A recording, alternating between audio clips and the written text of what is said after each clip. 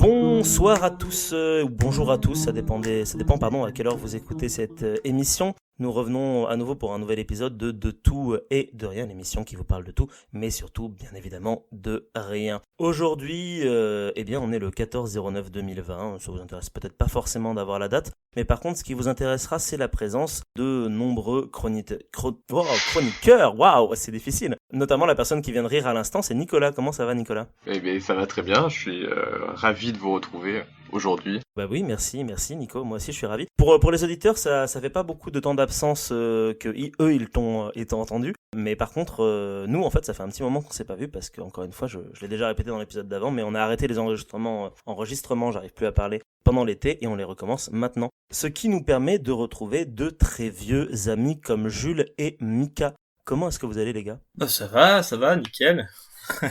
C'est toujours plaisir d'être là. Nickel, super. Et toi, Mika, t'es un véritable revenant, si je puis dire, parce que la dernière fois qu'on t'a entendu, c'était dans l'épisode 10. Eh oui, bonjour à tous. Ça fait plaisir de revenir. Mais oui, mais ça nous fait plaisir aussi que tu reviennes.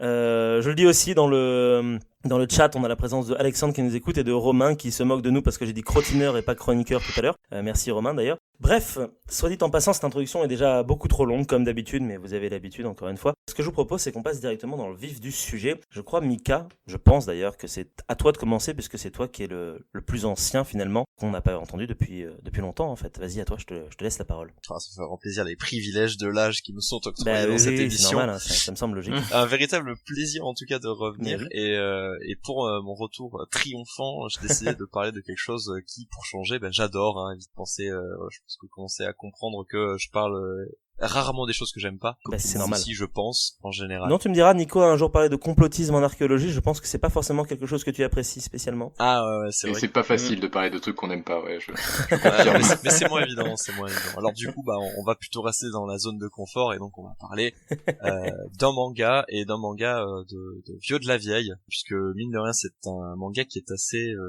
ancien. Pour ceux qui le connaissent et le découvrent aujourd'hui, c'est un manga qui a déjà 13 ans. Je vais donc aujourd'hui vous parler d'un manga qui s'est fait connaître sur une plateforme qu'on appelle Big N dans le milieu, donc Netflix bien entendu, qui s'est fait connaître sous le nom de Midnight Dinner at Tokyo Stories, avec mon plus bel accent anglais. En langue de Molière, on appelle ça la cantine de minuit. Alors la cantine de minuit, c'est un manga seinen de Yaro Abe, pré-publié depuis octobre 2006, donc vous voyez que ça commence à dater, au pays du soleil levant, et depuis février 2017, donc il aura fallu attendre 11 ans pour les avoir dans nos rayonnages en librairie en France et publié chez Les Arts Noirs. Donc c'est un manga qui est toujours en cours, avec déjà 19 tomes parus au Japon, contre 7 seulement en France. Le 8e doit sortir le mois prochain, à l'heure où vous écoutez ces lignes.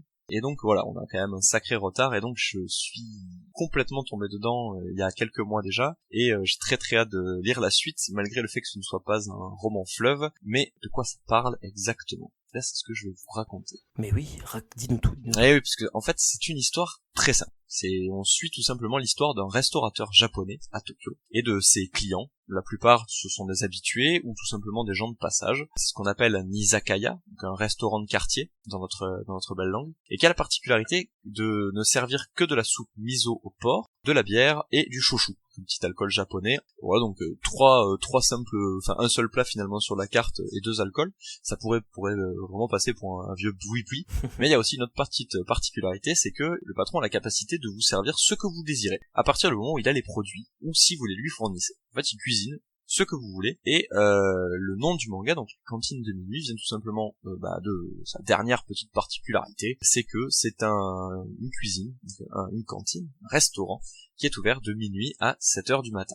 Voilà, donc tout simplement une cantine de nuit, un restaurant de nuit, ouvert pour les gens qui travaillent de nuit ou tôt le matin. Donc on va apprendre à découvrir les personnages qui vont et viennent dans ce restaurant sous le regard un peu, on va dire, narratoresque, je sais pas si ce mot existe mais j'ai décidé de l'inventer, du tenancier, donc du patron, qui, à mon souvenir, n'a pas de nom. D'accord.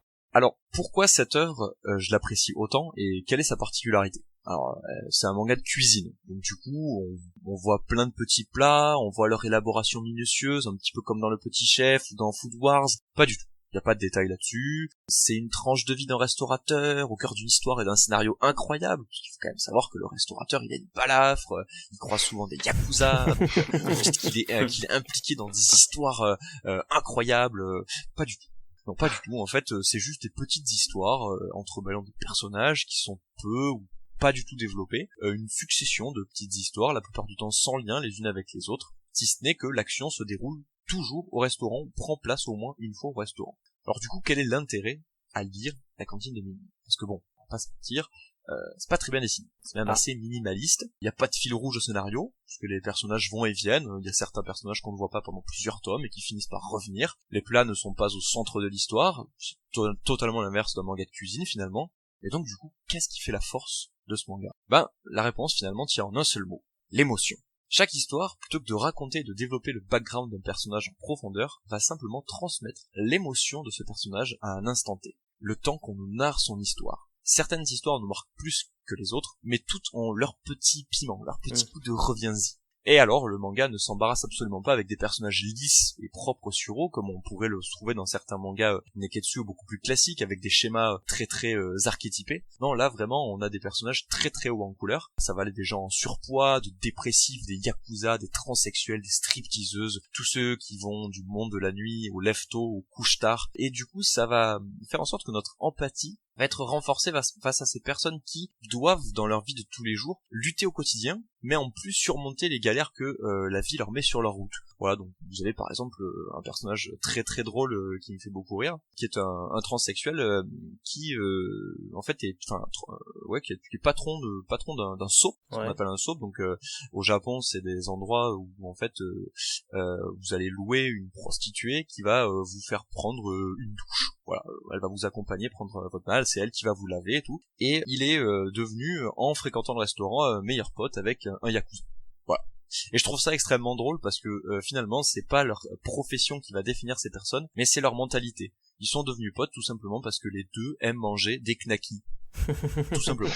Voilà. Ça peut paraître, ça peut paraître très con, mais moi ça m'a beaucoup fait rire et en même temps ça rend touchant cette approche des personnages qui du coup ne sont plus des salaryman, qui ne sont plus des PDG, qui ne sont plus des artistes maudits, voilà. Ce sont tout simplement des gens des humains, qui viennent manger, voilà, des êtres humains, tout simplement, qui viennent se détendre, qui viennent rire, qui viennent pleurer dans ce restaurant. Et c'est à ça du coup que ça va nous aider à nous identifier auprès de ces personnages qui sont pourtant totalement différents de nos vies d'occidentaux, même pour les japonais, c'est pas des choses quotidiennes que de croiser des yakuza ou des transsexuels ou d'aller tout simplement chez les dames de petite vertu. Mais ça rend ces histoires très touchantes, émotionnellement très fortes. Il est même pas rare de verser une petite goutte à la fin d'une petite histoire une petite larme qui va poindre côté de votre œil lorsque vous allez apprendre la mort d'une personne que vous ne connaissez absolument pas, qui va juste être là le temps d'une histoire, mais qui va vous émouvoir. Alors, à avis personnel, lisez La cantine de minuit. N'hésitez pas à vous plonger également dans la série Netflix que j'ai découvert très récemment. Ouais. C'est très différent de ce qu'on a l'habitude de voir. C'est un rythme très lent, vraiment posé sur les faciès et les émotions des personnages, exactement comme dans le manga. C'est juste que le rythme est très lent, très posé. C'est quelque chose où il faut s'habituer, mais pareil, c'est des petites tranches de vie. Ça se déguste un petit peu comme une petite madeleine de Proust. Donc lisez-le ou regardez-le, vous ne le regretterez pas, vous allez passer un très bon moment. Vous avez remarqué que j'ai fait court. Je suis vachement étonné parce que la dernière fois t'as fait 45 minutes sur Avatar, donc je suis la vache. Oui, merci. Merci. On veut la suite, la deuxième partie. Grave. Non, voilà, là pour le coup, c'est le teaser là. C'est clair. Parce que écoute, au moins t'en dis suffisamment et là on a envie d'aller voir. Par contre, moi j'ai peut-être mal écouté au début, mais la série Netflix, c'est une série live du coup ou c'est une animation? C'est une série live. Effectivement, d'accord. Je l'ai pas précisé, mais c'est une série live. Pareil, qui est assez ancienne, je crois qu'elle a quelques années maintenant. Ouais, parce que j'ai cherché sur internet et j'ai rien trouvé en animation, donc je me posais la question. Non, c'est pas une série animée, effectivement, c'est une série live, c'est pour ça que je dis que c'est quand même très particulier, parce que ça aurait pu se présenter comme un Maison Ikoku, ou quelque chose comme ça, un peu déjanté, avec des personnages très caricaturaux. Sauf que là, du coup, c'est des vraies personnes, du coup, on n'a pas du tout envie de se foutre de leur gueule, parce que c'est des gens qui vivent avec leur tronche du quotidien, quoi. Je veux dire, même si c'est des acteurs, c'est des gens qui ont cette tête-là dans la vraie vie, et si vous lisez le manga, vous verrez qu'il y a quand même des têtes assez improbables. Et ben, ils ont réussi à retranscrire ça sur je veux dire l'animation, sur non, mais dans le film, voilà, quoi. sur la série live. Et du coup, voilà, c'est pas du tout sur le fait qu'il y ait des gens avec des gueules complètement abîmées par la vie ou pour tout simplement, voilà, il y a des gens pas de chance, hein, et voilà, tu nais avec une dent en trop, une dent en moins, avec le visage pas forcément très avenant, et pourtant bah voilà, il y a quand même il y a des histoires d'amour entre des personnes qui s'attirent l'une envers l'autre pour voilà, de raisons toutes banales, en somme toute, par exemple deux personnes qui adorent faire du tricot, une qui a 20 ans de moins que l'autre, bah tant pis, c'est pas grave, ils vont finir ensemble, on ne connaîtra rien d'autre de leur vie, on saura juste que leur passage dans ce restaurant les a fait se rencontrer, et c'est tout ce qui compte. Ouais, ça a l'air très touchant en fait, tout ce que tu nous racontes ici. Franchement, j'irai jeter un coup d'œil, parce que la dernière fois que j'ai suivi l'un de vos conseils, c'était Romain pour Dark Crystal, et je l'ai absolument pas regretté du tout. Donc je pense que je vais suivre ton conseil, Mika. J'avais justement besoin d'une nouvelle série à regarder. Donc merci. Ah, par contre, je te préviens, c'est quand même pour public averti, hein. C'est particulier, quoi. Oui, mais ça sera pas non plus. Enfin, je veux dire, c'est pas horrible, quoi. Au pire, si enfin, je sais pas, non, si c'est horrible. Il faut être prévenu. Il faut être prévenu. Non, c'est comme je te dis, c'est très lent. Oui, voilà, c'est ça. Très lent. Au pire, c'est absolument pas une série. Au pire, ça peut être chiant, mais ça va pas être dégueulasse, quoi. Non. Voilà. Non, mais ça va être très très exagéré. C'est presque du théâtre, en fait. C'est une série qui fait presque penser à du théâtre. C'est une sitcom, en fait. C'est l'équivalent d'une série qui fait du théâtre. Non, c'est un peu... non, ce sera pas du tout comme une sitcom. Ce sera vraiment plus moi, je vois vraiment plus ça comme des scénettes de théâtre, en fait. Ouais, une petite scénette dramatique de théâtre. D'accord. Ouais, c'est ça. Ouais. Où vraiment on va marquer des temps de pause, il va y avoir des temps où les personnages se regardent, des emphases, des moments où vraiment il y a de l'exagération au possible, ou des moments où c'est complètement l'inverse. Ouais. Donc voilà, c'est très particulier, mais moi j'aime bien, ça passe le temps, c'est plus sympa à écouter en fond. Bah écoute, merci Mickaël, ça tombe bien que tu termines là-dessus en disant que c'est quelque chose de très particulier et de quelque chose d'un peu étrange et peut-être possiblement un petit peu chiant, parce que justement j'ai eu une idée, mais que je pense que je vais regretter dans peu de temps. On va voir.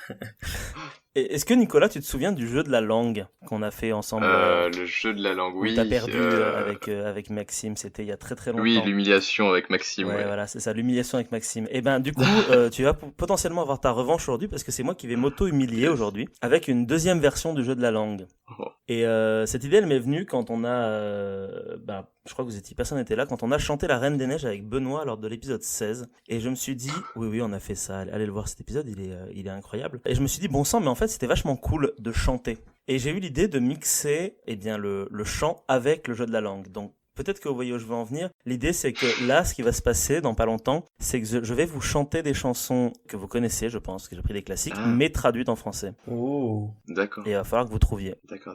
Voilà. Je risque d'être très nul le jeu. Mais ça, c'est original. C'est du blind test, mais traduit. Je vois Romain qui dit d'où Jésus dans le chat. Ouais. Donc voilà, c'est le moment un peu chelou. Mais Marc, si t'as pas envie de le faire, le fais pas. Ah non, mais si, je vais le faire. C'est un véritable challenge. Attends, j'ai travaillé ça tout à l'heure. Je te fais une tape sur l'épaule virtuelle. Moi, j'ai la musique. Je vais avoir la musique pour m'aider. Vous l'aurez pas. Peut-être que je la rajouterai après au montage derrière. Je ne sais pas encore. Mais en tout cas, je vous ai prévu juste 4 titres parce qu'il faut pas non plus déconner.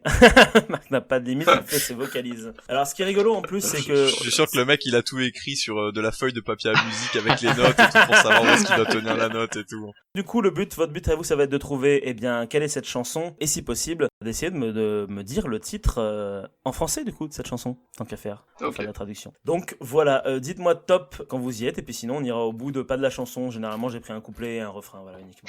Faut pas non plus trop... Oui, si on aime beaucoup, on peut te laisser continuer.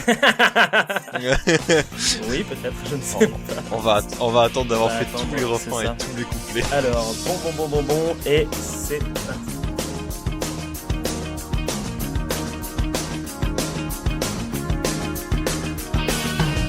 Tu vois le visage sur l'écran de télé, venir à toi chaque dimanche, voir le visage sur le panneau d'affichage.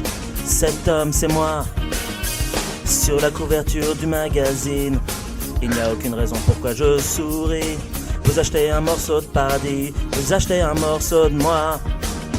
J'obtiendrai tout ce que tu voudras, j'obtiendrai tout ce dont tu as besoin. tu ne crois pas en après. Crois juste en moi, car Jésus il me connaît et il sait que j'ai raison. J'ai parlé à Jésus toute ma vie. Bien sûr il me connaît et il sait que j'ai raison. Et il me dit tout ira bien.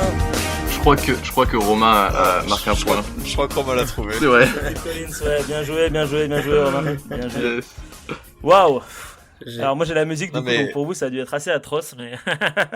Bah, au début, c'était un peu perturbant, mais après, c'était drôle, en fait. Moi, j'ai bien rigolé. Enfin, je me suis empêché de rire, justement. Voilà. Et moi, c'est pas. Moi, j'ai reconnu l'air. T'as mais reconnu l'air, vous pas la chanson. l'avez... Ah, bah merci Romain Ouais. d'avoir trouvé Stings, félicitations, je t'applaudis. Enfin Sting, Phil Collins, pardon, je t'ai mis Sting en premier, mais oui, c'est pas Mais Sting, c'est Phil Collins. c'est- C'est plus c'était exactement c'était laquelle Genesis, et du coup, le titre, c'est Jésus, il me connaît. Donc, Jesus, he knows me. Vous la Ah. connaissiez, cette chanson, ou pas, du coup? Ouais, Ouais. probablement. Non, pas moi.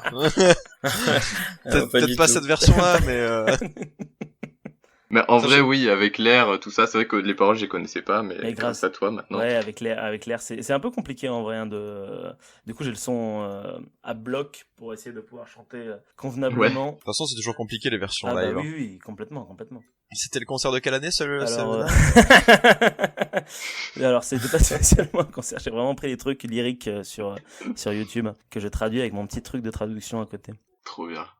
À chaque fois, il y aura un petit temps d'attente, le temps d'avoir le début de la chanson à chaque fois. Ah, l'introduction. C'est ça, il y a toujours l'introduction.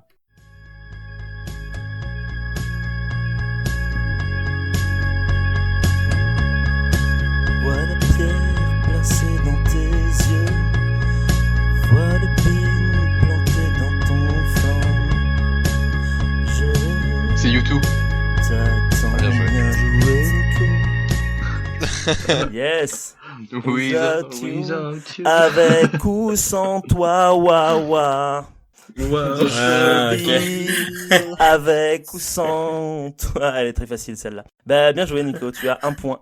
Félicitations. Oui, Merci. parce que du coup je me dis tant qu'à faire autant compter les points, Romain tu as 1 et Nico tu as 1 aussi, sachant qu'il reste plus que 2 chansons, ça va être relativement simple après pour la suite. En fait, en vrai j'ai eu l'idée de ce jeu en écoutant cette chanson-là, parce qu'elle est tellement je sais pas, simple à traduire que des fois je la Ouais, et reconnaissable, reconnaissable. je me suis dit tiens ça pourrait être une idée, mais du coup je pense que c'est la seule qui est vraiment bien adaptable à mettre en français en fait, parce que là la suivante ça va pas être la même chose, enfin surtout la suivante ça va être la dernière qui va être tendue, je sais pas pourquoi, parce que, pareil il y a toujours un moment d'intro.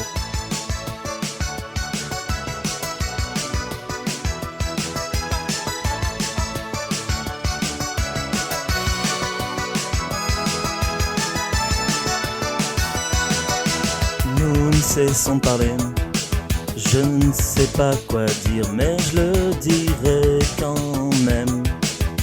Aujourd'hui est une nouvelle occasion de te trouver. Toi qui gardes tes distances. George Michael. Pas George Wham. Michael, non. C'est pas Queen. Non, c'est pas Queen.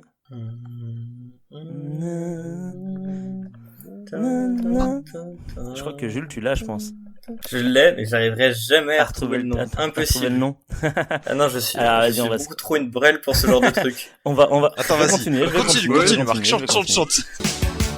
Prends sur moi, prends sur Ah, yes. moi, prends sur moi. C'était connu.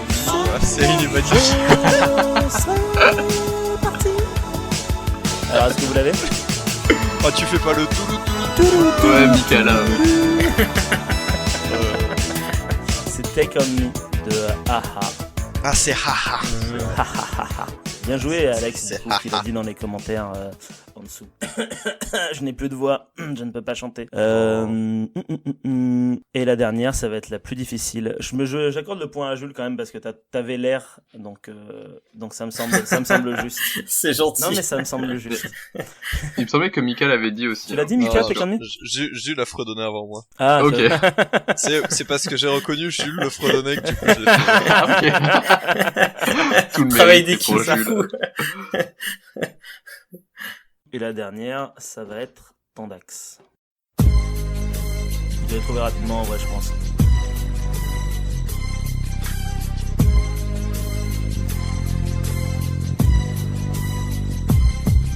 Lorsque je marche dans la vallée de l'ombre et de la mort, je regarde ma vie et je réalise qu'il n'en reste Eminem. rien.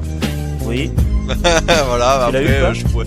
Slim Shady. non. Bon, c'est Eminem, mais je pourrais pas C'est dire pas laquelle. Eminem. Quoi, c'est pas Eminem, t'as dit oui. Non, mais j'ai dit oui parce que je vous entends pas, j'ai la musique. Alex a trouvé. Oh là là, quel boss, putain. Alex a j'avoue. trouvé, c'était Gangsta Bien joué, Paradise. Julio Gangsta Paradise. Ah, bien joué. Eh oui, oui. Il est fort, il est Eh fort. bah il est fort Alex. C'est marrant, dès qu'on parle de musique, tout d'un coup, Alex il est dans les parages, c'est fou, ça, c'est incroyable. Y aurait-il une coïncidence, je ne sais pas. Bien joué Alex, du coup, tu gagnes techniquement ce jeu alors que tu n'es même pas présent sur le plateau, c'est incroyable. Applaudissons-le. Félicitations, GG.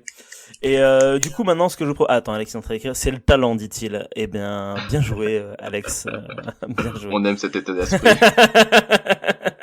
Donc voilà, c'était le jeu de la langue version 2. Peut-être y aura-t-il une version 3 sur un autre thème, je ne sais pas. Peut-être jamais, ça dépendra de comment je me sens en m'auto-écoutant quand je ferai le montage. Du coup, ce que je vous propose, c'est de passer directement à la suite après ce petit interlude un peu étrange. Du coup, je pense qu'on peut parler de choses qui s'avortent un peu comme mon talent là en ce moment à l'heure actuelle. Ouais, Vas-y. on s'est bien amusé, hein, mais on va parler de trucs moins cool. Hein. Alors, du coup, moi je voulais vraiment vous parler d'un sujet. C'est l'été, il fait beau, on s'amuse, on chill, et vu que on peut pas trop sortir, hein, parce qu'il y a un peu une pandémie dehors, on regarde pas mal de séries. Oui. Du coup, on va parler de séries aujourd'hui. Mais on va ajouter un peu une ombre à ce tableau estival, puisque du coup on va parler de séries inachevées, donc annulées trop tôt, ou alors écourtées, et souvent c'est des séries qui sont super cool, donc c'est comment bien kiffer une œuvre, mais finir quand même terriblement frustré à la fin. C'est pas une chronique qui va se vouloir exhaustive, hein, ni présenter des séries dans un ordre particulier, Ouais. juste j'avais envie de vous parler de 3 séries qui étaient annulées trop tôt, Je et que j'aime bien, oui. Je remarque que t'aimes bien te faire du mal en ce moment sur tes chroniques. Après le complot, tu parles des choses qui disparaissent. Mais ouais, je crois que Ça va ouais, c'est une nouvelle fascination pour ce qui est pour le mal que je me fais. Je te laisse continuer. Je sais pas pourquoi tu me rends comme ça. C'est depuis de tout et de rien. Avant, j'étais pas comme ça, j'étais un mec joyeux. Mais bon, en tout cas, voilà, je vais vous parler de 3 séries qui valent vraiment le coup qu'on s'y attarde. Et aussi, j'avais une idée quand même pour vous apporter un petit cadeau de mentionner des alternatives, donc moins frustrantes, de vraies séries finies. Comme ça, si vous voulez passer un bon été sans la frustration, vous pouvez quand même regarder des séries Cool. qui ont une vraie fin. Donc on va commencer avec les années 2000 et avec une série qui s'appelle Dark Angel, qui a été annulée après 2 saisons à cause de son coût de production qui devenait vraiment beaucoup trop élevé. Donc c'est une série qui est diffusée à la base sur la chaîne Fox, et en fait elle a souhaité annuler Dark Angel pour diffuser une autre série qui s'appelle Firefly, hein. Je pense que vous connaissez peut-être un petit peu parce que c'est aussi une série dont on va reparler dans ce top 3. Donc Dark Angel, c'est une série de science-fiction anticipation créée par James Cameron. Ça se passe dans un univers dystopique et cyberpunk. Donc l'action elle se passe dans le futur de 2019 aux États-Unis, et qui est devenu un pays du tiers-monde à cause d'une explosion nucléaire qui a été provoquée par des terroristes 10 années auparavant, ce qui aboutit en fait à une impulsion électromagnétique qui a détruit l'ensemble des systèmes informatiques. Donc tout ça, ça a renvoyé la technologie du pays des années en arrière, et ça a mis au pouvoir un gouvernement un peu mafieux et un peu corrompu. Dans cette série, on va suivre l'histoire de Max, qui est le personnage principal, qui est incarné par Jessica Alba. Donc ça va être l'héroïne de la série. Et en fait, son passé va être entouré de mystères, puisqu'en fait, elle est issue d'un programme militaire secret qui vise à créer des super soldats manipulés génétiquement pour qu'ils aient vraiment des capacités hors du commun. Donc en fait, elle s'est enfuie quand elle était adolescente de ce programme avec d'autres enfants soldats modifiés. Et depuis, en fait, elle est à la recherche de ses anciens compagnons. Et surtout, les responsables du programme essaient aussi de l'arrêter. Donc du coup, en fait, elle va mener une double vie. Le jour, elle est coursière à vélo, ce qui est quand même le truc le plus incroyablement visionnaire qui est dans cette série. Et le jour, en fait, c'est une cambrioleuse, en fait, elle va cambrioler des riches pour pouvoir se payer un détective privé qui va l'aider à retrouver les anciens fugitifs comme elle.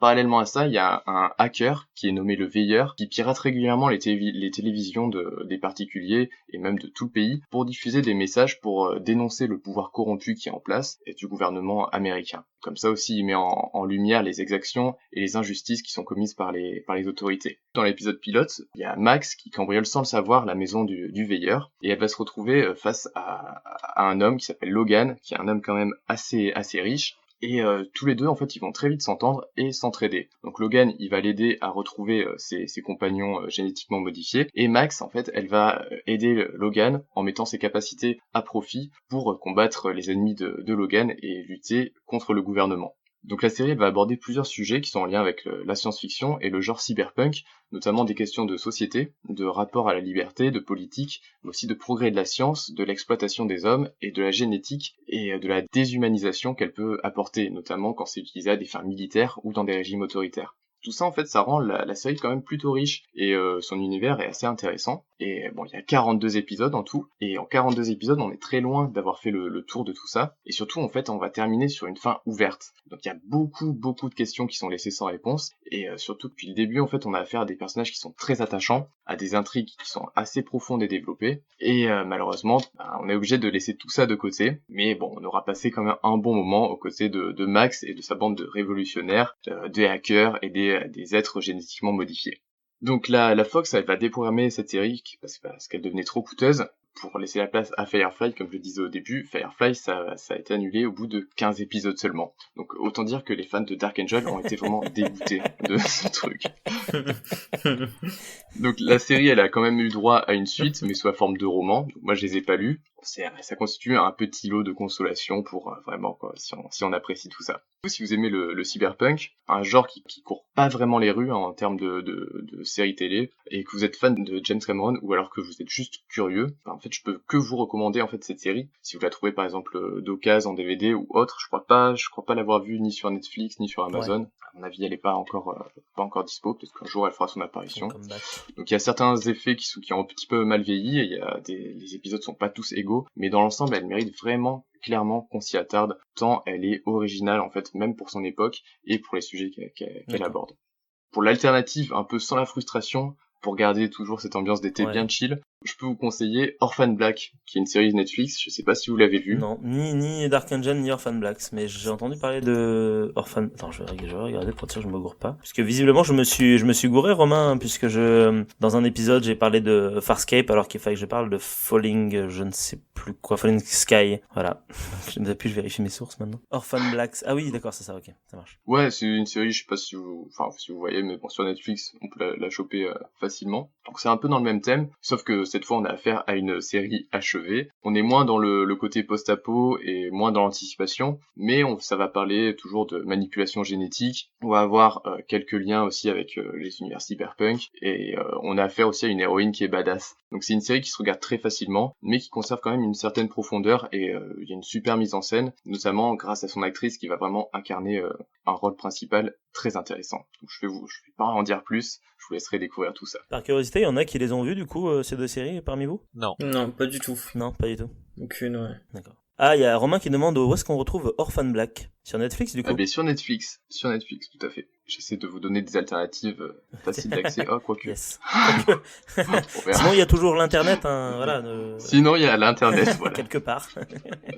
C'est clair. Donc en deuxième série, bien sûr, je vais parler de Firefly. Donc là on est en 2002, toujours au début des années 2000. Donc Firefly, je pense que vous connaissez, au moins deux noms. Oui, je connais et j'ai vu. Alors je sais pas si vous, Jules et Mika, vous avez vu et que vous connaissez. Non, pas du tout. Moi j'étais fidèle aux sœurs Halliwell, moi, en 2002.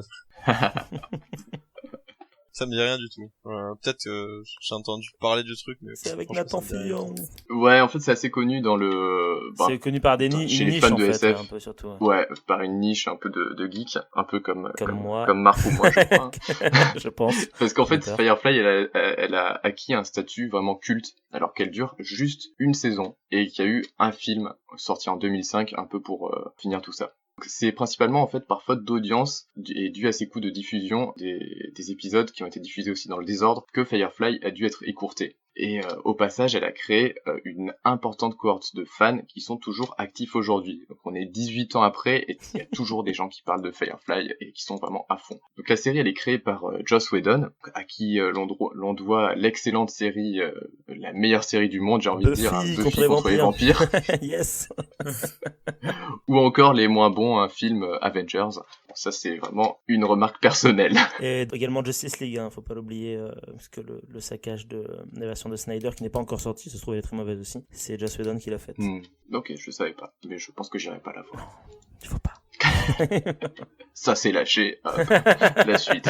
Donc Firefly, c'est quoi? En fait, c'est de la SF, c'est du space opéra à la sauce western, un peu à la manière de Cowboy Bebop. Donc il me semble que Maxime a dû vous parler, je crois, de Cowboy Bebop à un moment. Oui, Donc mais réécoutez. il en a parlé si vous avez écouté l'épisode 16, ouais. C'est l'épisode où on chantait d'ailleurs, comme quoi. Ouais. On revient à l'épisode Ouais. 16. Donc ça, c'est un mélange que je trouve vraiment super cool, le mélange SF western. Ça cale tout de suite une ambiance, et même si vous êtes fan de Star Wars et que votre personnage préféré c'est par exemple Han Solo, et que vous avez toujours eu envie d'être un contrebandier de l'espace, ben, en fait Firefly c'est la série que vous attendiez sans le savoir. Ah, mais complètement, ouais. Ouais, non, c'est clairement ça. Pour le synopsis, on est au 26e siècle, et les humains ont colonisé un nouveau système solaire. En fait, on va suivre l'équipage d'un vaisseau qui s'appelle le Serenity. Cet équipage, c'est 9 personnes avec chacun leurs histoires, leur passé, leur caractère et leur personnalité, qui sont parfois très très différentes, et qui doivent collaborer pour survivre en marge de la société. Car en effet, en fait, la plupart ont combattu du côté des perdants lors d'une guerre galactique, qui n'est pas sans rappeler la guerre de sécession, mais dans l'espace, et le camp vainqueur qui s'appelle l'Alliance, c'est une sorte de gouvernement centralisé qui est inspiré des États-Unis et de la Chine. Et d'ailleurs, ce qui est intéressant dans la série, c'est que tous les personnages sont bilingues, et en fait, ils vont ponctuer leurs phrases de mots ou d'expressions en mandarin. Donc en fait, ce mélange de culture asiatique et occidentale, en fait, c'est montré de manière plutôt réaliste, et ce qui est super intéressant C'est quand même méga dans la stylé. série, parce qu'en fait, c'est assez crédible, surtout quand on essaie d'imaginer le futur de l'humanité. Et donc dans Firefly, le système solaire, il est divisé en deux zones. Donc il y a les planètes riches et industrialisées, et ensuite on va avoir des planètes terraformées qui vont être beaucoup plus pauvres et avec un taux de criminalité qui est très élevé. Et en fait, on a une situation qui est proche de celle du Far West américain au 19e siècle. La technologie, bien sûr, en plus. Et à la limite du système, en fait, on va avoir une zone hostile où vont vivre les Reavers, qui sont des hordes de pirates cannibales qui sont craints dans toute la galaxie. L'équipage, en fait, il va vivre de petits boulots à la limite de la légalité, et il va chercher, en fait, à échapper à l'influence de l'Alliance. Et chacun a ses raisons pour ça. Pour le capitaine du vaisseau, qui s'appelle Malcolm Reynolds, qui est incarné par Nathan Fillion, comme tu l'as dit, Marc, Oui. son but, c'est de conserver sa liberté, malgré sa défaite lors de la guerre, quitte à accepter, en fait, de vivre de vol ou de la contrebande. Donc c'est pour ça qu'on a un peu ce parallèle avec Han Solo. Et le reste de l'équipage, en fait, il est constitué de la seconde du vaisseau, qui est une ancienne soldate qui a combattu aux côtés du capitaine. On va avoir aussi un pilote, une courtisane, une mécanicienne, un mercenaire, un pasteur, un médecin renégat, avec sa sœur qui est une enfant prodige sur lequel le gouvernement a fait des expériences. Tout ça, en fait, on dirait vraiment une super équipe de jeu de rôle. Et en fait, c'est ça qui va faire la richesse de cette série, c'est que les personnages vont être très vite identifiables, très vite caractérisables, et en fait, on comprend très bien leurs points forts, leurs faiblesses, sans non plus que ce soit des clichés ambulants. En fait, il va y avoir une finesse qui se retrouve à la fois dans l'écriture et dans le jeu des acteurs, qui rendent le tout très crédible et surtout super attachant. Donc en fait, on vit avec les persos dans leur vaisseau, on va suivre leurs aventures pendant les 15 épisodes, et en fait, ils vont devenir un peu nos potes, voire notre famille, et en fait, comme dans tout groupe, que ce soit nos potes ou notre famille, chacun va avoir ses propres caractères, ses propres opinions, et c'est des différences qui vont rendre le tout vivant, attachant et crédible. Donc ça, c'est un peu la grande force de la série, les personnages et leur évolution, et les liens qu'ils ont entre eux. Et c'est quelque chose qu'on retrouve un peu dans les autres œuvres de Joss Whedon, que ce soit ses films où on a des groupes de super-héros par exemple, ou alors ses séries. En fait, ça va jamais être un personnage unique qui est au-dessus des autres, mais plus un groupe d'individus qui collaborent pour arriver à ses fins. Si on reprend un peu le parallèle avec Buffy, donc Buffy c'est un peu la leader de son groupe. Là, on a Malcolm Reynolds qui est le capitaine du vaisseau, mais sans son équipage, c'est juste un mec normal. Bon, il est peut-être un peu débrouillard, un peu malin, mais tout seul, il est rien. Donc malheureusement, en plus de sa diffusion catastrophique et des désaccords en fait entre Joss Whedon et la Fox, que ce soit sur le scénario ou la technique, tout ça, ça a précipité la fin prématurée de Firefly. Donc cette annulation, elle a participé grandement à rendre culte la série auprès des fans, mais également aussi des amateurs d'œuvres de science-fiction où elle aura forcément sa place. Franchement, si vous aimez la science-fiction, je vois zéro raison de ne pas aimer Firefly. Surtout le genre du western science-fiction, c'est un truc qu'on retrouve dans des séries un peu actuelles comme Westworld par exemple, Ah oui. où on va retrouver tout ce qui fait un peu l'essence du western avec des conflits territoriaux entre des gens, des disputes entre des individus et des familles dans des endroits paumés, des tensions qui précèdent les gunfights, tout ce genre de choses, mais avec toujours une omniprésence de technologies futuristes ou un peu fantastiques. Donc il y a un film qui s'appelle Serenity, qui est sorti en 2005, qui vient clore définitivement le chapitre Firefly, Il fait office de conclusion, il va fermer de nombreuses portes que la série a ouvertes, mais en même temps il met un point final aux aventures de ses personnages. Et c'est dommage parce qu'on a très envie de retourner dans cet univers qui est quand même très prometteur. Bon, le film en soi il est très bien, mais vous verrez qu'il empêche un peu tout de suite à la série. Donc c'est une sorte de point final qui va nous rendre un peu nostalgique, surtout si on apprécie la série. Donc cette alchimie bien particulière qui se retrouve dans Firefly, j'ai longtemps cherché à la retrouver dans des séries de science-fiction et malheureusement en fait très dur, c'est très rare de trouver des séries qui s'en rapprochent. Je sais pas si vous en connaissez. Moi j'en connais, mais ça rejoint ton truc de frustration. J'ai beaucoup aimé à l'époque, c'était il y a quelques années, Dark Matter. Ah ben justement, je vais en parler. Fallait en parler après, c'est ça. Voilà. Yes. On sait comment ça s'est terminé du coup. Donc je te laisserai en parler. Mika, Jules. T'as un petit truc pas connu, alors c'est pas dans le MC, c'est pas une série, mais c'est une série animée, ça s'appelle Cowboy Bebop, je crois. Il me semble que c'est pas mal, ouais. Il en a parlé au début. Je fais une petite... C'est du second degré, les mecs. Oh non, c'est fait avoir tous les premier deux. degré. Non. Oh non. Oh non, on est tombé dans le panneau. Non.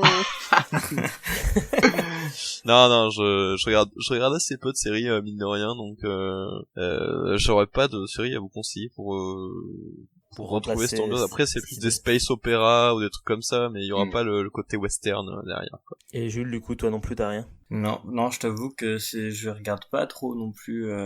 J'ai pas énormément de séries, connaissances là-dedans. Ouais, non. Ouais, je suis un peu un noob là-dessus. Du coup, j'apprends d'autant plus et j'écoute qu'attention. C'est bien. Il y a Romain dans le chat qui dit The Expanse, mais après The Expanse c'est pas fini donc. Ouais, et puis The Expanse, tu restes sur de la SF qui est, même si c'est très original, t'as quand même des bases qui sont assez classiques. Oui, et puis c'est de la SF, on n'est pas sur de la hard science, mais pas loin quoi quand même, donc. Ouais, c'est ça. Du coup, moi, je voulais parler de la meilleure alternative, enfin pour moi, hein, que j'ai trouvé, c'est Dark Matter.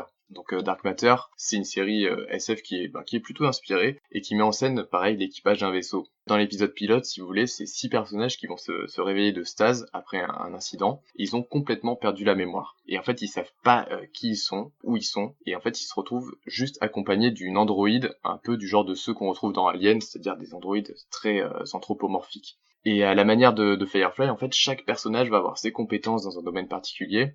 Enfin, je vais pas trop spoiler, mais en gros, au début, leur vaisseau, il fait route sur une planète sans qu'ils sachent pourquoi. Bon, cette série, elle a vraiment un truc à elle, je trouve, au niveau du développement des personnages, qui est assez proche de Firefly, parce que tu vois leur quotidien, tu vis avec eux, les personnages sont quand même assez attachants, et on a aussi un peu l'impression de faire partie de l'équipe avec eux. Il y a certains épisodes qui sont plus ou moins utiles, c'est vrai que la série est quand même assez inégale, mais bon, l'univers reste intéressant, les personnages développés, et il y a certaines scènes qui sont, que je trouve vraiment dingues. Il y a des moments que j'ai vraiment kiffé dans Dark Matter. Je sais pas si tu veux rajouter des mots là-dessus. Ouais, Dark Matter, c'est, je crois que c'est toi qui me l'as fait découvrir d'ailleurs, Dark Matter. Il me semble qu'on l'a regardé ensemble dans ton appart quand je vivais à Bordeaux. C'est possible. Je crois que c'est toi qui me l'as montré, et franchement, ouais, le principe est fou parce que toi aussi, tu sais pas, en fait, ce qu'ils font là, tu découvres tout cet univers avec eux, en fait. Ouais. Et vraiment, j'ai même plus d'affection, je pense, pour Dark Matter que pour Firefly, parce que là où Firefly, t'as que 15 épisodes, Dark Matter, t'as quand même 3 saisons, il me semble. Il y en a plus, hein. Plus? Il y en a 4 ou 5. Ah bah, tu vois, oui, c'est que c'est des petites saisons, je crois, par contre, c'est pas forcément 24 épisodes. Mais ouais, t'en as quand même beaucoup, donc t'as le temps de t'attacher au perso, et c'est d'autant plus dramatique, car, du coup, ça s'est arrêté aussi sans fin. Oui. Coup, voilà. Et c'est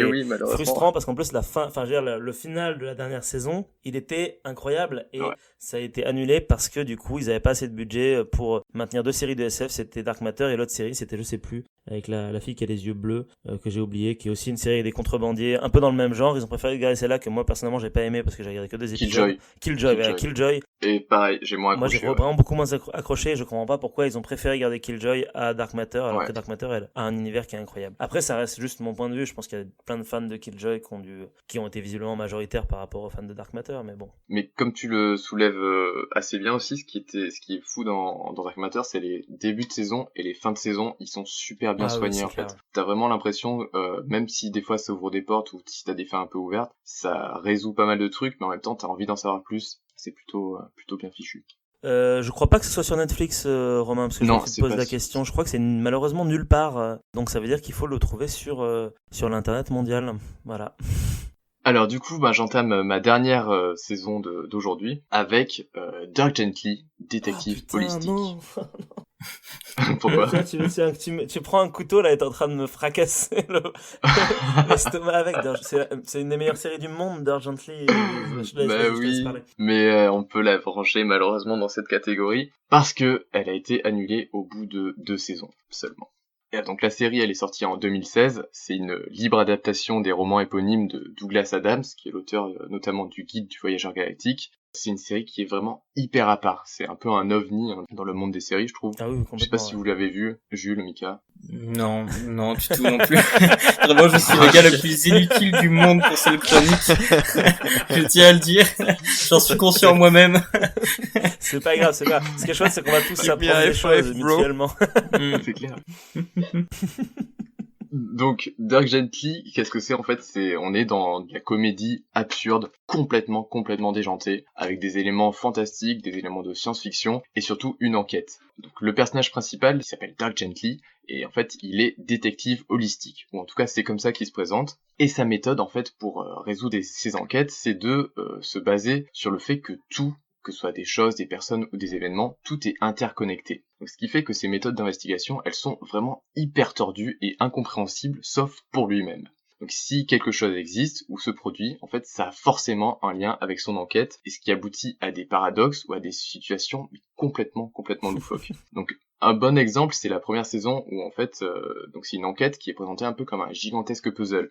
On a quasiment tous les éléments dès le premier épisode, mais on comprend absolument rien. En fait, il faut que ça se développe petit à petit. Et en fait, le spectateur, il va comprendre peu à peu au fil des épisodes ce qui se passe et l'implication de chaque personnage dans les événements qui sont passés ou en cours, et même y compris Dirk Gently lui-même. C'est-à-dire qu'au début, on sait même pas pourquoi il est là. On sait même pas d'où il sort, on sait rien. Et d'ailleurs, en fait, j'en viens à la grande force de cette série, c'est le personnage de Todd. Todd, il est incarné par Elijah Wood, et en fait, il va rentrer dans l'action de la série en même temps que le spectateur. Et en fait, on va comprendre les éléments de l'intrigue en même temps que lui. Du coup, on va beaucoup s'attacher à ce personnage, et c'est un peu à travers ses yeux qu'on va découvrir le monde qui nous entoure. Tout comme lui, en fait, on va souvent se sentir très dépassé par les événements. Et en fait, il faut vraiment attendre l'épisode final pour comprendre un petit peu ce qu'on vient de vivre pendant, il me semble que c'est 10 épisodes. Comme ça, peut-être même un peu moins, je crois, 8 ou 9, un truc comme ça. Ouais, c'est possible. Donc ça se laisse regarder assez facilement. Si vous voulez tenter l'expérience, foncez, c'est très divertissant. Tout est complètement absurde, hein. Mais du coup, Todd, donc Elijah Wood, va nous servir de point de repère. C'est un peu comme le Dr Watson. En fait, il va être l'acolyte, l'assistant de Dirk Gently. Et autour de ça, en fait, il y a toute une flopée de personnages qui vont graviter autour de ces deux personnes, ce duo principal. Tout un tas de personnages qui sont très extravagants, qui sont également partie intégrante de l'enquête. Et du coup, ça nous donne vraiment une sorte de thriller complètement halluciné du début à la fin, où l'intrigue va se dévoiler pas à pas, mais où tout va être lié et connecté. Donc là, la série, elle est dispo sur Netflix. Donc personnellement, j'ai jamais rien vu de comparable, donc je pourrais pas vous donner d'alternative. Il faut vraiment aller la voir, même par curiosité. La seule alternative, je pense que j'aurais là comme ça qui me vient en tête, et encore c'est pas vraiment une alternative, c'est que ça me fait beaucoup penser à Doctor Who, surtout dans la manière où t'as le détective et t'as, comme tu dis, il l'appelle lui-même son compagnon, un peu comme si c'était son compagnon humain comme dans Doctor Who. Pour moi, c'est une sorte de mix entre Doctor Who et Sherlock Holmes, mais en vraiment plus complètement taré, quoi, en fait. Ouais, c'est ça, puisque c'est vrai que Dirk Gently, il a ce côté un peu british, un peu dandy, voilà, british. Du coup, il prend un peu tout de haut, et c'est vrai que le rôle du compagnon est assez important. Mais ouais, il faut vraiment le voir, je pense, pour la vivre, cette série. Foncez sur Netflix, parce que c'est même s'il y a que 2 saisons, c'est pas grave, parce que il y a pas de finale à chaque, enfin, il y a des finales à chaque saison, c'est une saison, une enquête, mais ça aurait été juste pas mal d'avoir plus d'enquêtes, parce que la saison 2 aussi, elle est ouf, enfin, c'est très frustrant, hein, quand on sort des 2 saisons. Mais surtout quand on voit le nombre de merde qui continue à exister en termes de séries, et qu'une bonne série comme ça, intelligente, bien pensée, cesse d'exister, c'est souvent, enfin, moi, ça me révolte, en fait, tout simplement, voilà. Donc voilà, vous comprenez bien le but de cette chronique, hein, c'est de nous frustrer tous ensemble. Yes, merci Nico. Et on a fait le tour pour aujourd'hui. Donc pour finir, petite conclusion, donc des séries annulées, il en existe plein d'autres. On peut mentionner par exemple Sense8, Ah oui, Sense8. qui a été annulé, mais qui a été en partie sauvé par les fans. Morflé, On peut aussi Sense8, mentionner putain. Daredevil, même si moi les super-héros ça me gave, il y avait quand même des points forts, il y avait quand même des qualités. Il y avait une petite série que j'avais bien aimée il y a quelques années qui s'appelait Siberia, qui est une série horrifique, qui est très peu connue, mais qui était bien prometteuse. C'était un peu filmé à la Blair Witch, et c'était sur une télé-réalité qui se tourne mal dans la nature. Voilà, le but aussi c'est de vous faire participer, donc si vous avez des idées de séries que vous aimez, qui ont été annulées, vous pouvez le mettre dans les commentaires. Et puis je me retourne vers mes invités, vous aussi je suppose que vous avez sûrement des idées. Ben, est-ce que vous avez des idées, les gars, Jules et Mika, ou vous êtes vraiment complètement pas du tout dans le sujet?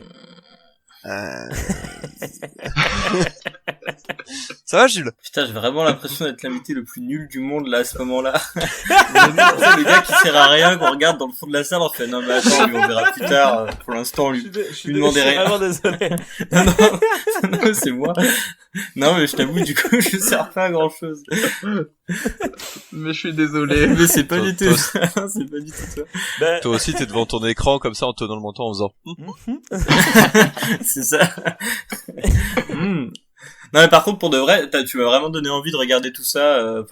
Yes. Bon je sais du coup maintenant je vais être frustré ou moi je pars de ce postulat de base, mais Au moins, t'es prévenu. Mais mine de rien t'as donné envie d'être frustré et ça c'est beau. ouais, ça c'est beau, c'est clair, c'est clair. Regarde au moins Dirk Gently, je pense que c'est parmi toutes celles que t'as citées, à mon avis Nico, pour moi c'est la meilleure. Mais après c'est spécial, hein, c'est Ouais. Parmi les séries un peu, comment dire ça, gentiment, qui ont été annulées, moi ça m'a vraiment gavé d'avoir la suppression de Marvel Télévision, pour en revenir aux super-héros, parce que j'aimais beaucoup effectivement Daredevil et surtout Jessica Jones, que je trouvais très très bon. Ah. Et savoir que c'était annulé parce que c'est Ça a été rapatrié, annulé, ça? rapatrié à la maison mère, entre guillemets, ça me pète un peu les couilles, parce que quand on voit ce que fait Disney de manière générale, alors que Daredevil c'est un mec qui tabasse des gens à main nue avec du sang partout, tu sais très bien qu'ils ne referont jamais la même chose. Donc d'ailleurs, alors je sais pas si c'est, j'y pensais tout à l'heure parce que quand tu parlais de Firefly c'est la Fox qui l'a fait, donc ça veut dire que, C'est la Fox. est-ce que ça veut dire que par extension c'est Disney maintenant qui possède les droits de Firefly? Je sais pas, parce qu'ils sont toujours sur Netflix, hein, il me semble qu'on peut les voir sur Netflix D'accord. encore, donc je sais pas. Vu que Disney a racheté la Fox, peut-être que ça l'est pas encore. J'en ai une je crois, avortée, oui il y a qu'une saison, mais c'est dommage qu'ils aient pas prévu la deuxième, faut que ça peut discuter. On est dans le sujet. C'est Marianne, je sais pas si vous en avez entendu Ah, parler. pas du tout, non. Qui est une série horreur française en plus, qui a été sponsorisée par Netflix du coup, Ah, je crois que j'en ai entendu parler, ouais. qui a même été adoubée par Stephen King. Ah oui. Stephen King qui a ouvert la gueule pour dire que c'était très bien, et pour qui Netflix a dit que de toute façon ils allaient pas renouveler la série quoi, donc ça va rester à une saison. Bon après voilà, pour une série d'horreur ça peut se discuter l'intérêt d'en faire une deuxième ou pas, tu vois, mais mine de rien c'est vrai qu'il y a vraiment un potentiel. C'est une série en fait où c'est une écrivaine qui écrit des bouquins d'horreur, où en fait elle a une héroïne qui combat en gros l'esprit d'une sorcière qui peut aller popper dans les gens pour leur faire faire du mal quoi. Et Ouais. donc elle essaye un peu de lutter contre ça. Bon elle en a marre d'écrire ces bouquins là, donc elle fait tuer son héroïne. Et là en fait elle a une amie d'enfance qui vient la voir pendant une de ses dédicaces, qui lui fait ouais tu te rappelles de moi, alors elle fait oui ok, ça remonte à loin. Elle lui fait en fait faudrait que tu viennes parce que ma mère elle a lu tous tes bouquins et tout, et en fait elle se prend vraiment donc pour la sorcière qui s'appelle Marianne, et elle dit en fait tout ce que t'écris c'est vrai, ça existe vraiment, et c'est pas pour rien que tu l'écris, c'est parce que t'en rêvais quand on était gosse, tu t'en rappelles pas de ce qu'on a, voilà. Et non bon. Au final sa pote se suicide devant elle, du coup ça la motive quand même à aller voir sa mère, et on part sur une grosse ambiance de base. Ouais, ça. Et en fait elle va y aller, elle va se rendre compte qu'effectivement tout est vrai. On se rend compte très vite, c'est pas vraiment du spoil, et c'est très C'est ça le dérangeant. problème avec cette série. C'est très D'accord. dérangeant. Oui, c'est vrai qu'il y a pas vraiment de doute T'as pas aimé du coup sur Ah, moi j'ai détesté. Ah, t'as détesté? Ouais, en fait j'ai grave kiffé l'épisode pilote, mais en fait t'as rien de plus. L'esthétique est belle, le jeu d'acteur est... Enfin, je sais pas... Après c'est vraiment une question de goût, hein. Ah oui, non mais de toute façon, pour beaucoup de gens, Dirk Gently c'est de la merde, hein, par exemple. Hein. La vieille, je l'ai trouvée vraiment impactante. Mais des derniers épisodes, Ouais. ok, ça fait too much. Mais bon, c'est généralement vrai le que- problème avec les trucs d'horreur. Mais... Sur la forme, il y a des idées pas mal, il y a des trucs sympas, mais c'est... Enfin, non, on en parlera.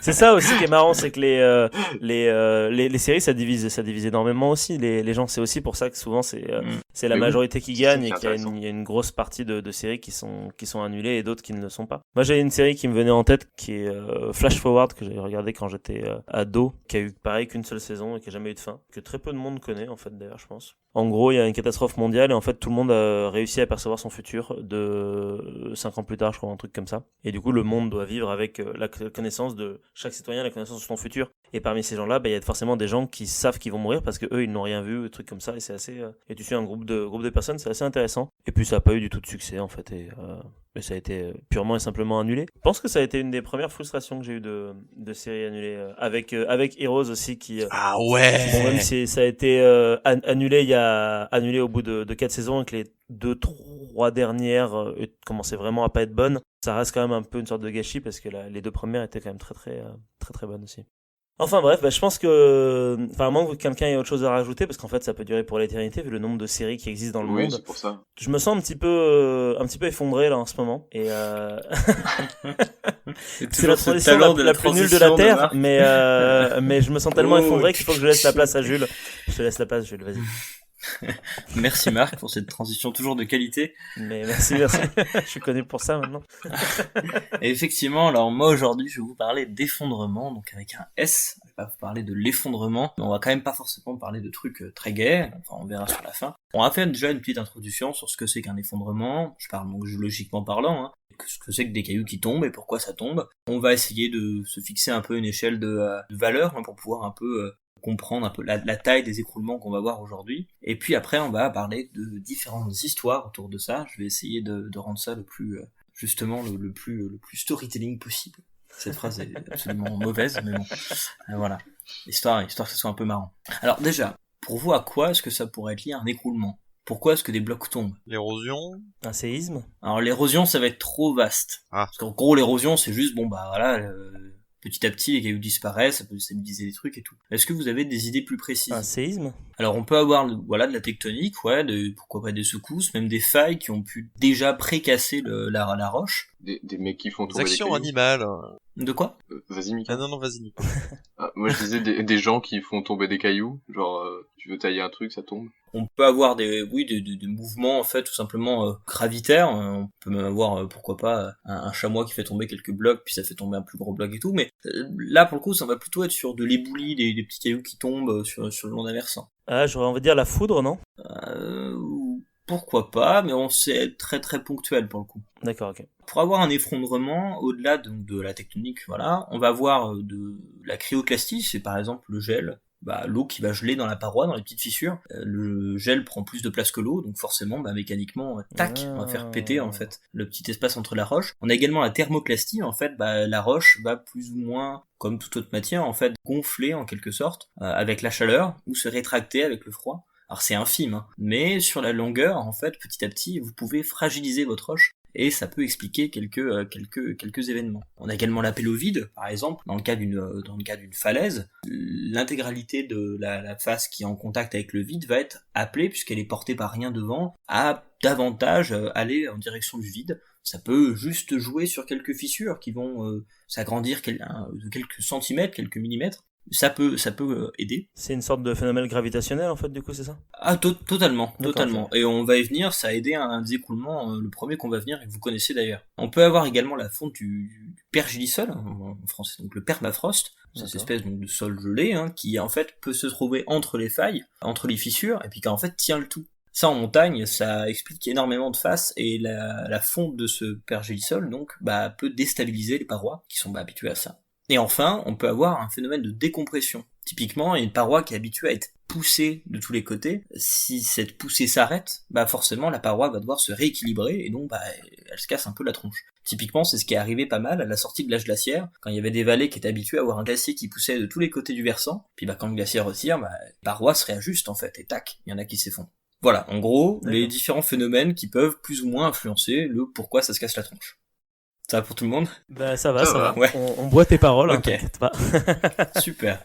Alors si on est d'accord là-dessus, on peut commencer à parler d'effondrement. Alors aujourd'hui, on a du mal à prévoir ce genre d'événement. L'instrumentation est compliquée, vous en doutez, et puis ça donne pas vraiment de résultats très probants pour l'instant. Mais par contre, on sait les reconnaître dans le paysage. On sait reconnaître des niches d'arrachement, c'est l'endroit d'où est parti l'écroulement. On voit les dépôts d'écroulement, ou alors, si vous êtes arrivé en montagne, de voir une végétation qui a à peine repoussé à un endroit. Bon là, c'est pour attester de quelque chose de très récent. Mais il y a des choses qui sont beaucoup plus anciennes. Par exemple, et vous le connaissez, on a le cas de la grotte Chauvet-Pont d'Arc. Yes. Alors la grotte Chauvet, elle est donc scellée par un écroulement, donc vous le savez, 3 écroulements successifs, respectivement il y a 29 400, 23 500 et 21 500 ans. Alors là justement on est sur un appel au vide de la paroi, on est sur une paroi donc face au cirque d'Est. En fait cet appel au vide va jouer sur des failles qui vont davantage s'écrouler, raison pour laquelle d'ailleurs vous avez davantage de morphologie d'écroulement dans les premiers secteurs de la grotte, qui sont le plus en contact avec l'extérieur, parce que c'est là que c'est le plus, ça joue le plus en fait. Puis avec le gel, avec la température, petit à petit, on va avoir des phénomènes d'effondrement. Cet écroulement, il va juste nous permettre d'avoir un petit peu un ordre d'idée de ce à quoi correspond, ce que ça veut dire en fait un écroulement. La grotte Chauvet donc a été scellée par 3 écroulements. Le premier à 29 400 faisait 517 mètres cubes. Le deuxième, il y a 23 500 ans, faisait 1330 mètres cubes. Et enfin le dernier, il y a 21 500 ans, faisait 2115 mètres cubes. Au total, c'est donc 5567 mètres cubes qui ont scellé la grotte Chauvet jusqu'à nos jours. Ah oui, quand même. Ça fait quand même une sacrée dose de caillasse. Ah bah oui, carrément. 5500 mètres cubes. Rappelez-vous de cette valeur, ça va être notre échelle pour toutes celles qu'on va voir maintenant. 5500 mètres cubes, ok. 5500 mètres cubes. Parce qu'effectivement, il y a des effondrements beaucoup plus importants. Par exemple, je sais pas si vous avez déjà entendu parler des drues. D-R-U-S. Pas du tout. Pas du tout, non. Qu'est-ce que c'est? C'est pas avec la L'arête pluie, ça des drues. Ah oui, une pluie de rue, oui, ça pourrait. Mais non, ça c'est... Là, on va plutôt être sur une montagne. En fait, c'est une arête qui est très connue dans le massif du Mont-Blanc. C'est une paroi de granit qui fait 1000 mètres de hauteur, 1 kilomètre de haut, avec une pente moyenne supérieure à 75 degrés. C'est une paroi immense, en fait. Et donc, dans les années 50, elle attirait la convoitise de beaucoup d'alpinistes. Et c'est au final un monsieur qui s'appelle Bonatti qui a réussi à la monter, donc le 17 août 55. Ça me dit quelque chose ce nom, Bonatti. Ah, et lui est très connu, c'est un alpiniste très connu. Il a lutté pendant 6 jours à coups de marteau avec son matériel des années 50 pour réussir à monter au sommet le 22 août après 5 bivouacs dans la paroi. Donc, vous imaginez un exploit incroyable et puis donc une renommée de ce pilier Bonatti comme on l'a appelé, qui a dépassé toutes ses espérances. Et pourtant, le samedi 10 septembre 2011, à 15h40, commence l'effondrement de la montagne. Cet effondrement, il va durer jusqu'au dimanche, enfin le lendemain en fait, à 10h20, et au total, c'est 60 000 mètres cubes qui s'effondrent. Putain, le chat. 60 000 mètres cubes qui s'effondrent, et qui éborgne à vie une des montagnes la plus connue des Alpes. C'est un effondrement donc majeur, vous en doutez, par rapport, rappelez-vous, aux 4500 mètres cubes de Chauvet. 4500 à 60 000 mètres cubes. 60 000 mètres cubes. Oui, on n'est pas sur la même ambiance, quoi. J'avoue, ouais. Exactement.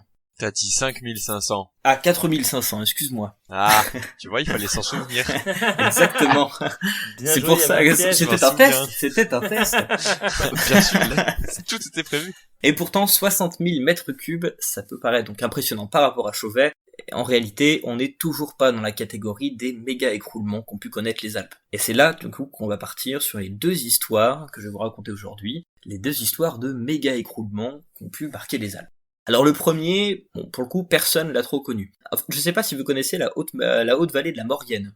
Oui. C'est en Savoie. Je connais Oui. trop mal les Alpes. En même temps, t'es de l'Ouest, Nico, c'est normal. Alors la vallée de la Maurienne, vous empruntez la vallée de la Maurienne pour traverser le tunnel de Fréjus jusqu'à l'Italie. Sauf que c'est une vallée qui est en L, Ok. donc une fois que vous avez fait tout droit jusqu'au tunnel, en fait l'autre partie de la vallée bifurque sur le côté et remonte. Donc ça c'est la partie qu'on appelle la haute vallée de la Maurienne. Donc c'est une partie qui est beaucoup plus paumée, il n'y a pas d'autoroute qui y passe, là on est vraiment sur de la montagne. Mhm. Et quand vous y êtes en voiture, vous voyez c'est des vallées glaciaires. Une vallée glaciaire c'est une forme de U. C'est très plat au milieu, très plat en bas, et puis il y a des parois très abruptes sur les côtés. Bon, normalement, ça ne pose pas trop de problème du coup à conduire. Et puis là, d'un coup, au niveau du village de Bessan, vous allez commencer à monter en épingle, jusqu'à déboucher sur une immense plaine de l'autre côté. Et ça, c'est quelque chose qui a intrigué pas mal de géomorphologues, du coup, pendant quelques temps. Et en fait, ils se sont rendus compte que toute cette montée qu'on fait dans la vallée, c'est en fait le dépôt d'un immense écroulement, dont la niche d'arrachement, donc l'endroit dont les blocs sont partis, a pu être identifié à environ 2000 à 3000 mètres d'altitude au-dessus. Au total, l'écroulement, qui a donc en fait totalement bouché la vallée, vous imaginez un écroulement qui est parti du versant, qui a tapé de l'autre côté de la vallée, ça l'a arrêté, et du coup il est revenu un peu en arrière. Imaginez un peu la puissance du truc. Ah oui, bah, on parle ici en fait de 100 millions de mètres cubes. 100 millions de mètres cubes. Putain, la donc vache. vous avez 100 millions de mètres cubes qui sont partis de la montagne à 3000 mètres d'altitude, qui ont tapé en bas, qui se sont répandus de l'autre côté de la vallée, qui ont tapé sur l'autre face de la vallée, qui sont revenus en arrière. Donc en fait, ces 100 millions de mètres cubes ont totalement bouché donc la vallée, et donc ont coupé la rivière de l'Arc qui arrivait là. Ce qui fait que ça a créé un immense lac derrière. D'accord. Et ce lac, notamment, il a bouffé dans quelques peintures rupestres qu'on peut encore aujourd'hui voir tout au fond de la vallée, qui s'appelle eh bien, je me rappellerai pas le nom. Ah merde. Mais c'est en vallée de la Haute-Maurienne. Le roc de la Balme. Si, le roc de la Balme. Donc vous avez cet immense effondrement qui a totalement fermé la vallée et créé un immense lac de barrage. Là, on est sur quelque chose d'assez majeur. Par la suite, l'Arc, donc la rivière, va quand même réussir à déborder de cette espèce de lac, puis va inciser, va creuser, et va créer un canyon dans l'écroulement, en fait, qui fait 150 mètres de profondeur. Il est super impressionnant à voir, on peut le voir encore aujourd'hui. Et donc aujourd'hui, ce que vous avez une immense plaine,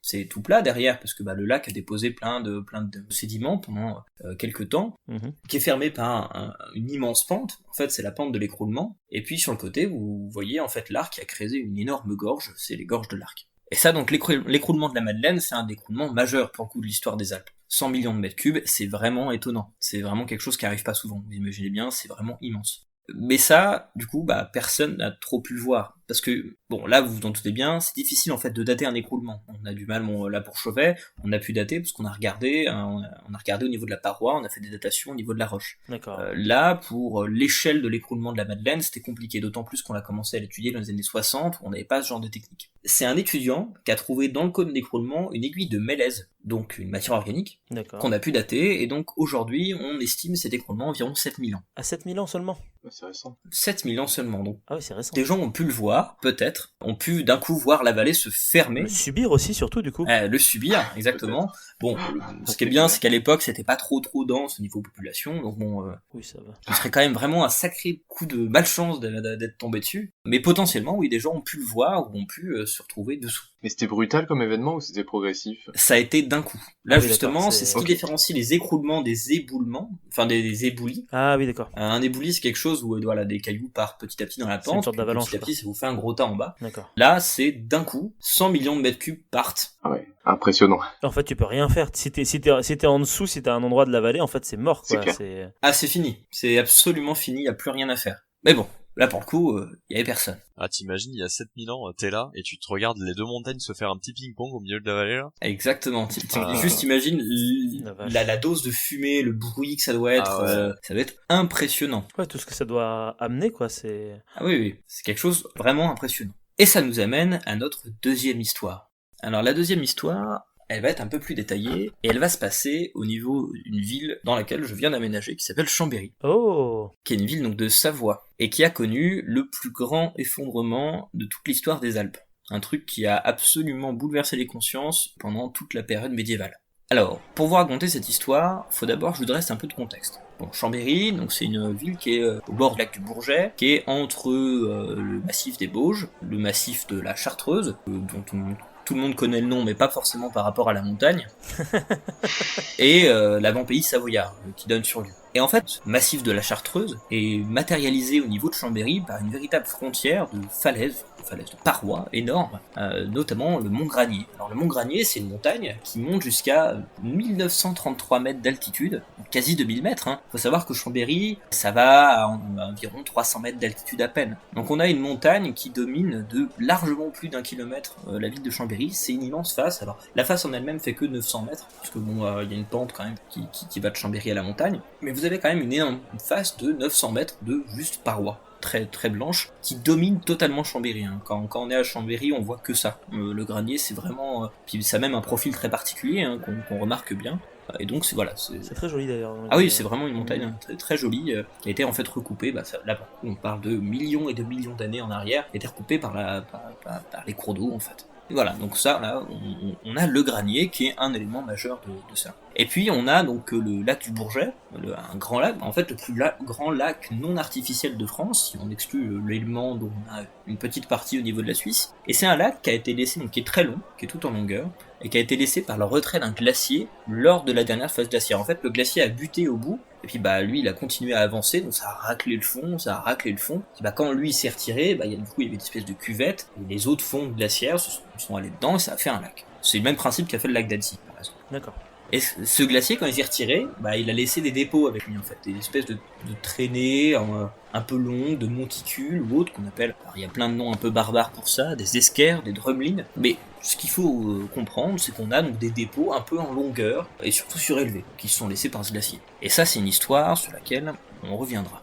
Alors l'histoire en elle-même, elle commence dans la nuit du 24 au 25 novembre 1248. À l'époque, la région de Chambéry est connue à travers l'Europe et rayonne dans le territoire de l'époque sous le nom du territoire de Sapodia. Alors on y retrouve, à l'endroit qui nous intéresse, 5 paroisses, qui sont les paroisses de Granier, de Cognien, de Vourray, de Saprénange et de Saint-André, la capitale religieuse de l'époque, siège du décanat de Savoie. Alors imaginez un peu le contexte. Il pleut maintenant depuis plusieurs jours. Pas de la petite pluie, il pleut vraiment violemment depuis plusieurs jours.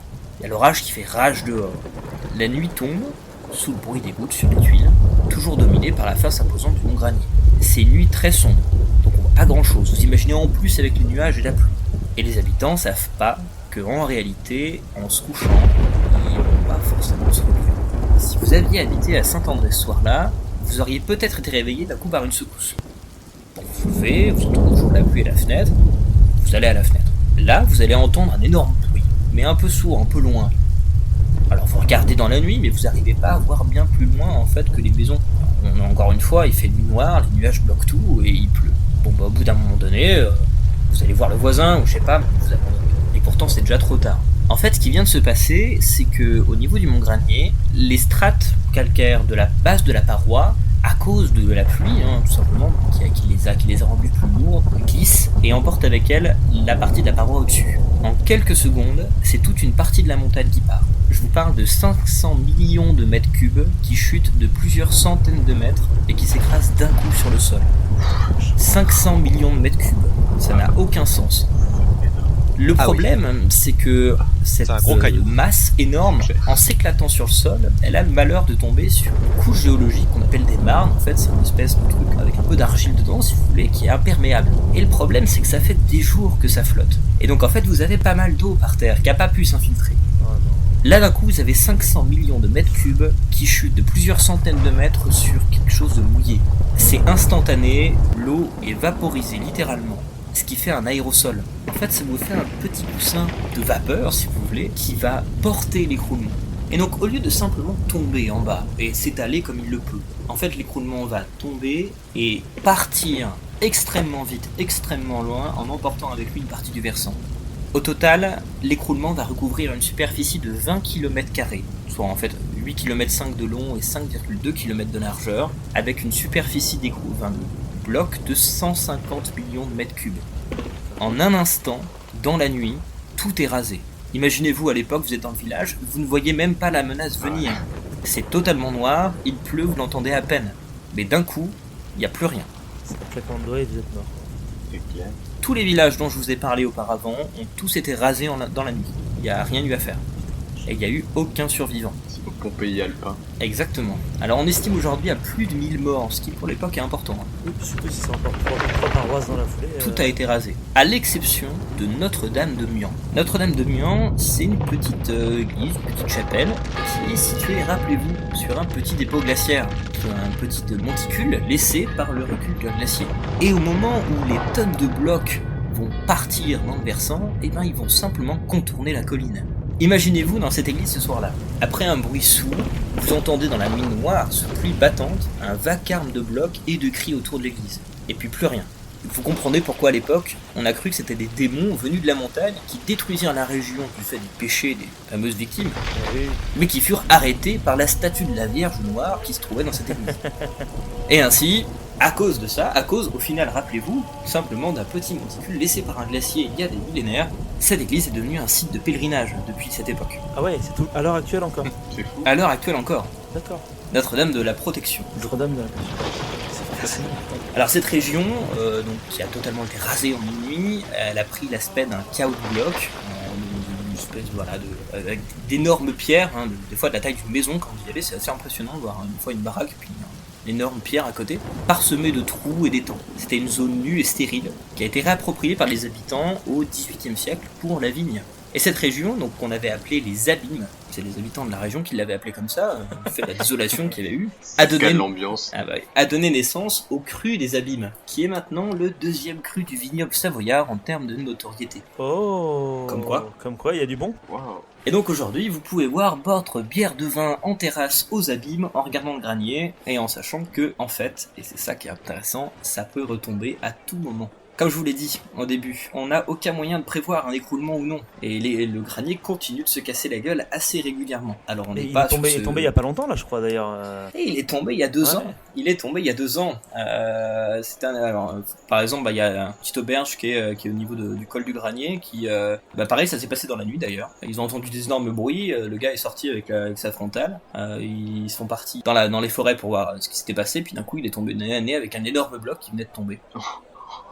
Donc oui, c'est assez violent et ça arrive relativement régulièrement. À savoir que, par exemple, le dernier écroulement du granier, il était instrumenté. En fait, il y avait des gars, parce que le granier, c'est un gruyère, il y a énormément de grottes dedans. Et en fait, on y avait foutu des barres en métal, si vous voulez, derrière la paroi, avec des compteurs en fait qui regardaient si, sait-on jamais, il y avait un petit jeu qui venait de se dégager. Et pourtant, on a arrivé venir. Putain, d'accord, ouais. Même avec ce système ou autre, en fait, on n'a absolument pas tilté le moment où ça allait partir. Donc comme quoi aujourd'hui, on a vraiment du mal à savoir quand les écroulements vont arriver. Et pourtant, ça va être mon ouverture. Ouais. Aujourd'hui, vous le savez, donc nous sommes dans un moment de changement climatique majeur, et donc de réchauffement, et donc, qui dit réchauffement, qui dit donc réchauffement des parois, et donc, comme je vous l'ai dit au départ, réchauffement du permafrost qui tient ces parois. Ouais. Ce qui fait que en montagne, depuis plusieurs années, on a énormément de phénomènes d'écroulement. De plus en plus, en fait. Ce qui pose beaucoup de questions, notamment sur la pratique de l'alpinisme, sur même l'accessibilité en montagne. Alors ça peut aider, par exemple, les glaciers, ça peut ponctuellement les refroidir, c'est-à-dire que des blocs noirs, à peu près, qui tombent sur un glacier, en fait, ça réfléchit beaucoup moins la chaleur que le glacier, et du coup, simplement, ça va absorber la chaleur sur les quelques premiers centimètres de la roche, ce qui va protéger en dessous, ça va rester frais, en fait, sous les blocs. Donc pour le glacier, pour lui, ça lui fait une petite zone de fraîcheur, mais en soi, ça change pas grand-chose sur le fait que les glaciers disparaissent. D'accord, ouais. Donc en règle générale, on va devoir s'habituer, en fait, à ce genre d'effondrement. Peut-être pas à des méga effondrements comme celui du granier. Parce que là, du coup, est-ce que le reste du granier peut s'effondrer et détruire Chambéry, par exemple ? Potentiellement, il pourrait repartir. Alors après, on essaierait de suivre. Mais enfin, encore une fois, on a du mal à savoir. Oui. Alors après, le granier, il a des phénomènes de réajustement, mais globalement, on estime qu'il devrait pas repartir aussi violemment, parce que la majorité de la matériaux mobilisables d'un coup comme ça est déjà parti. Oui, et puis là c'était un peu la faute à pas de chance aussi, le fait qu'il y ait eu de la pluie en plus avant pour que tout dégouline dans la vallée. C'est carrément totalement du hasard, du mauvais hasard, mais globalement c'est des choses qui peuvent arriver, notamment aujourd'hui dans les secteurs de haute montagne. D'accord. C'est quelque chose qui pourrait totalement arriver, notamment dans le secteur du Mont Blanc, c'est totalement des choses qui pourraient arriver potentiellement. Donc voilà, comme quoi la montagne c'est toujours un milieu qui évolue, c'est toujours un milieu duquel il faut se méfier, et c'est toujours un milieu qu'il faut suivre, notamment aujourd'hui parce qu'il est soumis à évolution. D'accord. Voilà. Merci Jules, c'était vachement intéressant. Franchement, c'était vachement chouette. J'ai bien adoré ta petite histoire. Comme l'a dit Romain dans le chat, ça faisait vraiment petite histoire légende quoi. C'est vraiment chouette. Grave. On a bu tes paroles. Enfin moi en tout cas je les ai bues. Ouais. Grave. Super intéressant. Merci mais merci à toi encore une fois. Bon écoutez les gars, est-ce que vous voulez rebondir sur l'effondrement? Voilà, un peu comme ce qui s'est passé. C'est horrible, les gens sont morts. Ces gens sont morts. Probablement pas nos grands-parents parce que sinon on serait plus. Mais du coup ça veut dire que techniquement le vin de l'abîme pousse techniquement là où il y a des gens qui sont morts autrefois. Oui, ça pousse techniquement sur les ruines de villages. Donc on boit c'est presque comme si on buvait le sang des victimes. Oui. C'est du rouge ou c'est du blanc? C'est du blanc. Dommage. Ça a bien fertilisé le sol. Ah bah là oui, c'est pour ça que ça fait du bon. Le meilleur terreau du monde. Mais j'espère, Jules, que ça s'effondrera pas pendant que tu seras à Chambéry, mais plutôt quand tu seras parti. Voilà, je croise les doigts. Oui. Je me suis mis loin, je suis vers Aix-les-Bains, normalement. Ah, mais t'es vers Aix. J'ai Oh, bah, calculé c'est le bon, truc. ça va. Cool. Je regarderai Chambéry s'effondrer, je filmerai pour vous envoyer la Yes, vidéo. trop bien. On mettra ça sur TikTok. Les bonus de tout et de rien. Les bonus. Regardez, c'est ma ville. C'est cool. Trop lol. Lol. Comme dans ma Mets chronique. un pouce bleu, abonne-toi. Eh ben écoutez les gars, merci à vous. Ça fait 1h30 d'enregistrement. C'était un enregistrement qui était très très chouette. Franchement, assez inattendu au fait parce qu'à la base, c'était pas du tout ces personnes-là à part Nico qui devaient être présentes. Donc merci à Mika et à Jules d'avoir été présents. Merci également à Romain et à Alexandre qui nous ont écoutés pratiquement pendant la totalité de l'émission. Merci à vous. C'est toujours rigolo d'avoir des auditeurs en fond. Et merci du coup à nos auditeurs qui nous écouteront d'ici quelques semaines, tout simplement. Je pense que je n'ai plus rien à ajouter, à part encore une fois des 1000 merci pour tout. Voilà, merci à vous. Merci à tous. Merci à tous. Et Merci. passez une bonne soirée. Bonne soirée ou bonne journée. Salut. Salut, ciao.